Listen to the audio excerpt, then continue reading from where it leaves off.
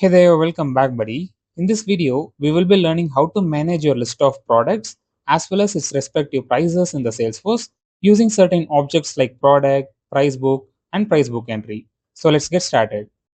So as usual, let's start with a scenario. Let's say you're having some institute and you're selling Salesforce courses. So you're having two different types of audience. One is individual users and the other is corporate users. So corporate users like TCS will be purchasing the courses in bulk from you and they'll be distributing to their employees. Okay. And of course, we won't be selling the same course for the same price for the two different types of audiences. So for the corporate users, the price will be bit lower than the price which we are selling for the individual users because they are going to purchase in bulk. So you take any business for a single product, they will be having different price points based on their customer region, based on their currency, or several other categories. So let's see how to configure this in the Salesforce. So here you can see I'm in the products list view, and here is where we will be storing our list of product details. So it is not only the physical product. Let's say a business is based out of some service based, for example, event management, cleaning services. So those sort of information can also be stored in this product object. So for example, as per our scenario, let me just create one product. For example, I'm having course like Salesforce Sales Cloud course. Okay, and I'm making this as active, and also you can configure the product family in order to categorize your list of products. And if you're having any specific product code, you can also give them. For example, I'm just giving like Sales Cloud, and you can give the description if you need it, and I'm saving it. And for your information, the API name of the product is product 2. Okay, it is not product itself, it is product 2. So coming back to the product, so if you would have noticed, I haven't entered the price anywhere in this product object, right? Now let's see how to manage the prices of this particular product. So in order to configure the price in Salesforce, you have to first know what is price book and price book entry in Salesforce. So price book is nothing but like a container which contains a list of products or services with their corresponding prices. By doing so, companies can manage multiple pricing strategies based on customer type, region, or currency, so and so. So here you can see we have to create two different types of price book. One is for individual and the other for corporate. And under each price book, we will be having line items which is nothing but product and its respective price. So each line item under the price book is named as price book entry. Okay. Let me show you the schema as well. So here you can see this is the price book entry, which is nothing but the junction object between product and price book. Now let's go ahead and configure the price book for our scenario. So let me open the price book object. So by default, you will be seeing only one price book, which is standard price book. So as per our scenario, I just created one another price book, which is corporate price book for our corporate customers. So you might be asking, Kirba, why don't you rename the standard price book to individual price book? Let me try to do so. So let me try to rename it to individual price book, and I'm clicking on save. So here we are getting error. So we cannot change the name of the standard price book. Okay. So that's the reason we have to leave as it is. So we have to train our internal users stating that if it is an individual customer, you have to choose standard price book. If it is a corporate customer, you have to choose the corporate price book. Now that we have successfully created the price book, let's go ahead and configure the price book item. So for that, open the price book and go to related. So here you'll be seeing the existing list of price book entries. Now let me configure the price book entry for the sales cloud product which we just created now. So let me search for sales. Why it is not showing up? Let me just close this. I think it's not configured in the standard price book yet, right? And that's the reason it's not showing up, I believe. So let me add the product in the standard price book first. Even here it is not showing up. Let me directly open up the product which we just created. Salesforce Sales Cloud. Let me go to related and let me try adding it from here. Now it is showing up. Okay. So let's say the Sales Cloud for the standard price book, that is for individual user, is 1000 rupees. I'm giving as 1000 and I'm saving it. Okay, it got saved.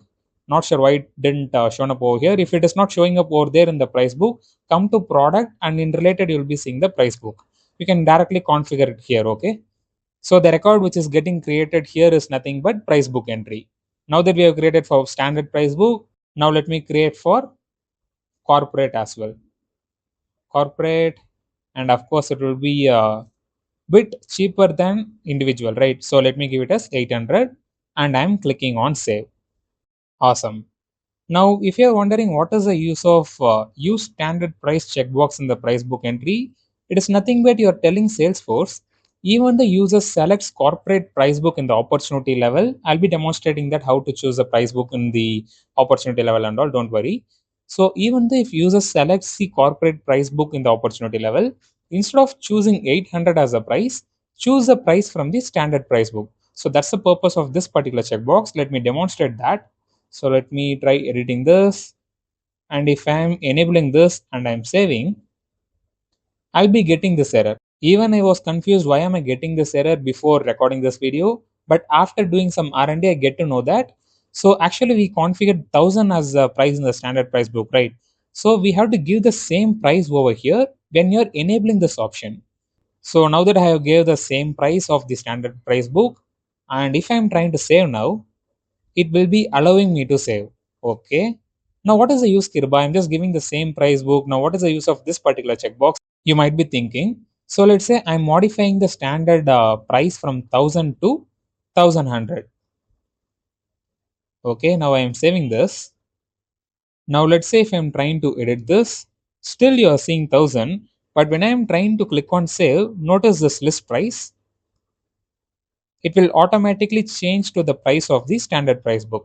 Okay. Now let me just change the standard price to 1200, and I'm saving it.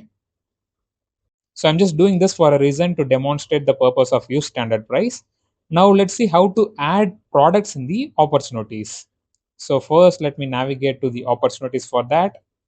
So as we know, opportunity denotes the opportunity for our business to sell our product or services, right? So let's say for example, I have already created one account which is TCS, and also I created one related contact which is Kumar, who is working as a program coordinator under TCS. Now let's say I got an opportunity to sell one of my course to the TCS. For example, I got an opportunity to sell my Sales Cloud course. So I'm naming it accordingly, Sales Cloud Selling Opportunity, and I'm just giving some dummy close date and stage, and I'm clicking on save. Now that we have created the opportunity successfully, it's time to add the product. Okay, so let's say I'm adding the product which we just created. Add product. So let's say you are having more than one price book apart from the standard price book, right? Salesforce will be prompting us to choose a price book first. So as here our customer is a corporate customer, we have to select the corporate price book. So let me select the corporate price book, and I'm clicking on save. So what happens at the back end is that when I'm clicking on save, so let me show the schema for that. Under opportunity, we have a field known as price book. Okay. So if I'm zooming in, you can see there is a lookup to price book under the opportunity object. So when I just clicked on save, Salesforce will be saving the corporate price book ID to this particular lookup field. Okay. Now let me go back to this particular page. So here I will be seeing the list of price book entries. Now let me search for our course, which is Sales Cloud. Yeah, here it is. But here you can see the list price is 1200. But if I'm going back to this page, here you can see for the corporate price book, we configured it as 1100, right? Why it is showing as 1200 over here then? Yes, you would have guessed it, because we have enabled this particular checkbox, use standard price. Now let me disable this checkbox, save, and also let me change the list price to 1000. So let me change the list price to 1000, and let's go back to the opportunity and try adding the product again. Now let's say I'm trying to add the product again. You can notice that it is not prompting me to select the price book again, because Salesforce would have already stored the price book which we selected previously. Okay, now let me search for sales. Now you can see the list price is reflecting as per the corporate price book. Awesome. Now let me select the Sales Cloud product and I'm clicking on next. So here, let's say TCS is interested to buy, let's say 30 quantities, and I'm saving it. So this is how we'll be linking the product to opportunity. So the record which is getting created is nothing but opportunity product and its API name is opportunity line item. Okay. So this is a junction object between opportunity and the product. Now, if I'm going back to opportunity, there is a special field which is amount. So once after you adding the product, it will be calculating the total amount. So here you can see the quantity is 30 and unit price of that particular product is 1000. So which is multiplying gives us the 30,000. Awesome.